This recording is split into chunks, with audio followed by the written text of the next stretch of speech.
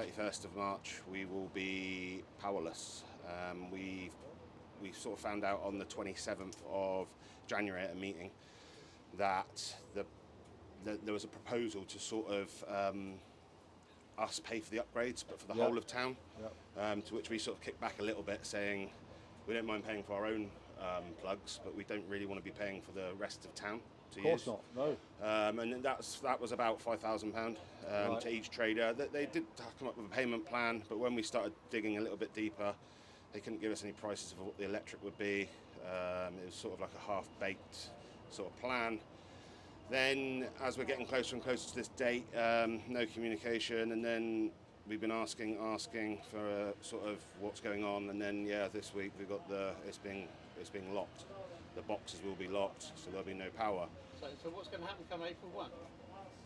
Genuinely, I don't know at the minute. The time frame's not great for us to try and get contractors in. If I'm going to try and go to gas, because I'm about 50-50 where I use electric and gas. Yeah.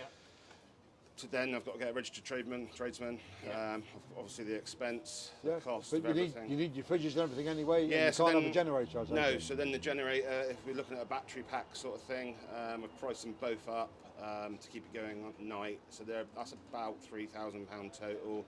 The other big generator, which is sort of frowned upon using, which will be a diesel generator. We've then got issues with transporting that and locking it. Do we lock it up at night? Yeah, or take it away, or take it home. How do we get it in the van? So it's all these little issues rather than the big one about the power. Aren't you paying enough in rent for the pitch to actually cover the electricity that the county council should be paying? I don't think that's ever been measured. That's the problem. Right. So we're not saying that we don't want to pay. Right. We'll be paying enough already. So as my understanding is that what's happened with the council, they've never billed specifically for the electric, so it's all in with the pitch fee. Yeah. The pitch fee is low. I'm not going to say it's not, because it is low. But that's where it's been mismanaged. Right. That's the point. These small stores make the town centre. Yeah. And that's what that makes. I mean, it's all right for Wildwood Pizza and Nat West Bank and everybody else because it doesn't affect them, but it affects you guys, and it affects the town centre, and you just won't be here. No. You know, and it just changes the whole character of the place. Yeah. But they've even backstepped on the meters option, haven't they? Yeah. So the meter option, there was a figure of about 35 grand and about 54 grand. And they've just said, again, they've left it too late. The infrastructure hasn't been updated. It's a bit like the whole of England, really. the infrastructure just isn't there. No. And as we keep saying, we're trying to push to this something of electric and solar, but we're not there. We've got to actually... a long way from it. And it's all very well. We need to adjust our sort of targets. That's a very good analogy, actually, Shaun, because it just seems to be that the bigger picture supposedly has been thought about, but the actual way, the road to get there is just be completely ignored. Yeah, and I think we need to, maybe put everyone on, if everyone was in Castle Green, say, for instance, upgrade that box, then upgrade one of these boxes every month or every 2 months when the council can afford it, and then move everyone back, or something like on a smaller scale. They were sort of saying that the National Grid would come and do it, between the 27th and April the 1st, and I said, have you booked them? And they're like, no, and I'm like, I think they're going to be quite busy. I work in property development, Shaun. I know it's not a difficult thing to do. No. It just needs a bit of planning and a bit of working out and a bit of advance notice. That's all it takes. It's not a complicated thing to do. No.